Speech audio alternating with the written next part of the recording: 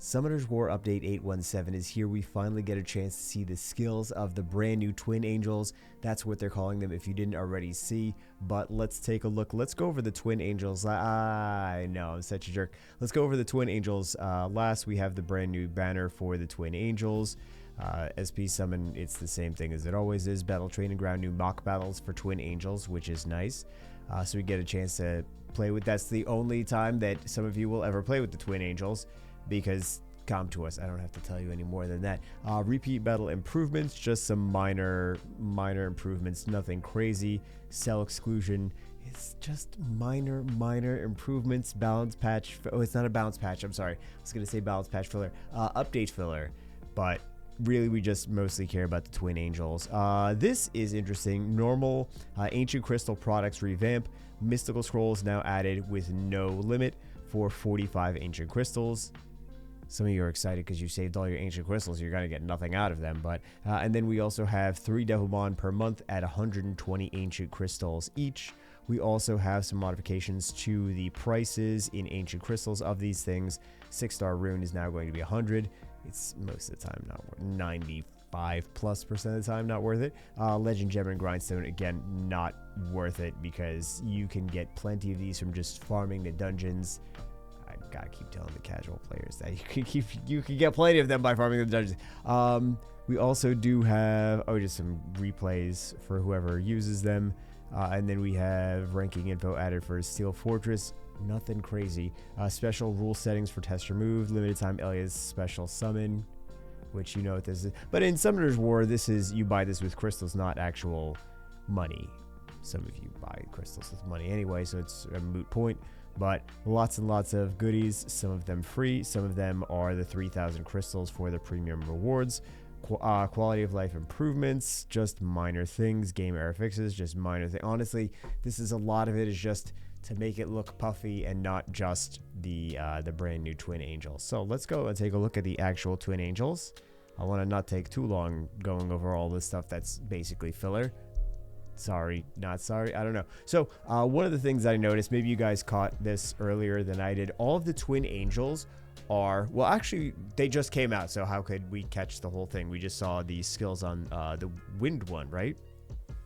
But one of them is a more support unit and one of them is a more attack CC type of unit. It's kind of like the yin and yang, and they all seem to be like that. So we have the, well, I think they're just calling it the first Twin Angel, I suppose. Removes one, increase the target's attack bar by 15%. Removes harmful effect from all allies for skill 2. Skill 3 decreases all allies' skill cooldowns by 1 turn each. So these are all support skills. Then we take a look at the, I'm just going to take a look at the first ones, the first Twin Angels right here, because I want you guys to kind of understand that they're all support skills. Save first skill, decrease ally cooldown by 1 turn. Second skill, recover all allies' HP by 15%. Creates a shield that's 10% of your HP for 2 turns, right? All support stuff. Increase ally attack bar, removes 1 harmful effect from all allies. Increases, oh, can you guys even see? Oh, now you can see, because I clicked on I had to click on the thing. Increases all allies' attack speed for 2 turns. Not attack bar boost, just increases allies' attack speed. So these are all support skills again. The light one is increase allies attack bar, decrease allies skill cooldown, and increase all allies attack power for 2 turns. Again, it's not an attack bar boost, it's just attack power buff. And then the dark one, same first skill, second skill, harmful effect removal, and then the third skill fills up the ally target's attack bar. That could be a nasty combo. We'll get to that in a second. But all of those are support skills. And then the second one is kind of damage dealer, kind of CC. Although they all do say support, but they are more control. I find that they're possibly more control type skills. There's some that do damage, but again, these are support units. So I guess we'll see more when we actually get them in the game. So the second one, the one on the right, for all of these. Aim shot, attack the enemy to decrease attack bar by 30% with a 30% chance. Multiple shot, attack the enemy target 3 times. So this is actually attacking the enemy versus all the support helping your team. Decrease cooldowns. I wonder if they're trying to do this for 2v2. That's so much different stuff in 2v2. I feel like this adds a new layer specifically for that, and these things are going to shine they're just based in their flexibility alone, just like mathematically speaking, going to shine. I could be wrong. I don't play 2v2, but it seems like something that would be good for 2v2.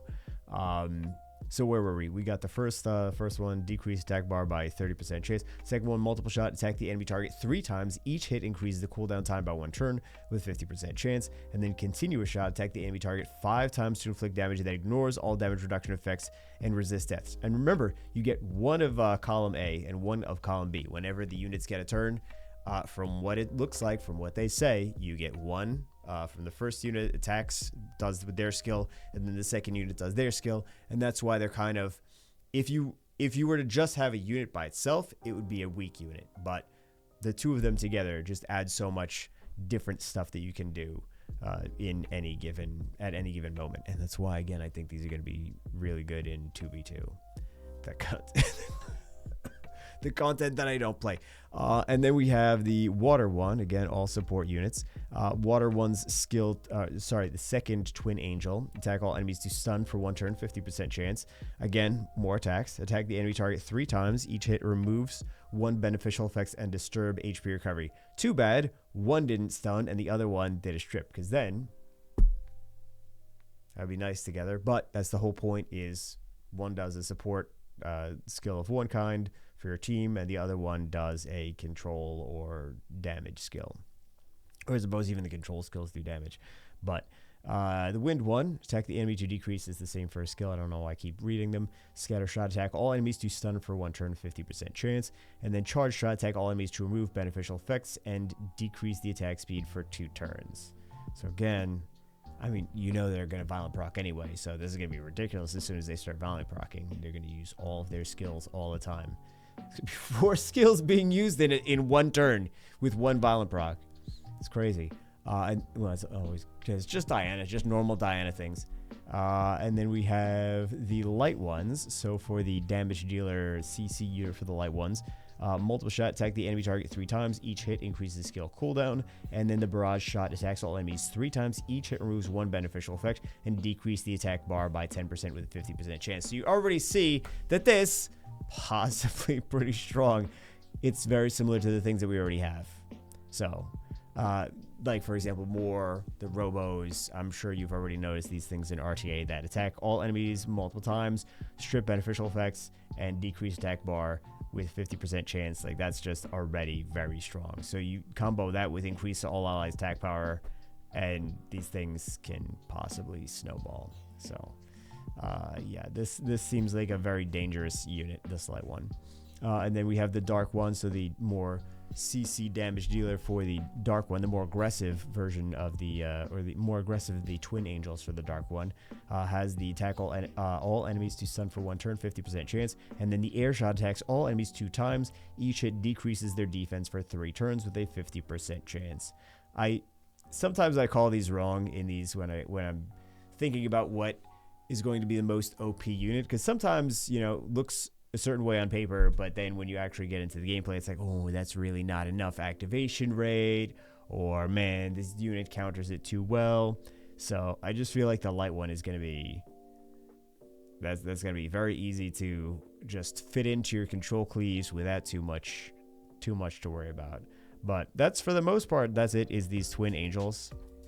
Twin Angels and this, and then we also have we have an event, the Twin Angel release event, whatever, where you get scrolls. You don't get them, you just get scrolls, and you just get scrolls, and you're probably not going to get the Twin Angels from the scrolls, but you do get scrolls. And then the buy 10 get 1 free mystical scroll event, but they look pretty cool. I think the very few people that actually do 2v2, so used to saying 2A, will get a kick out of those Twin Angels, I think. But anyway, that's it for this one. Hope you guys enjoyed it. I will see you as always. Let me know what you think in the comments below. I will see you as always in the next one.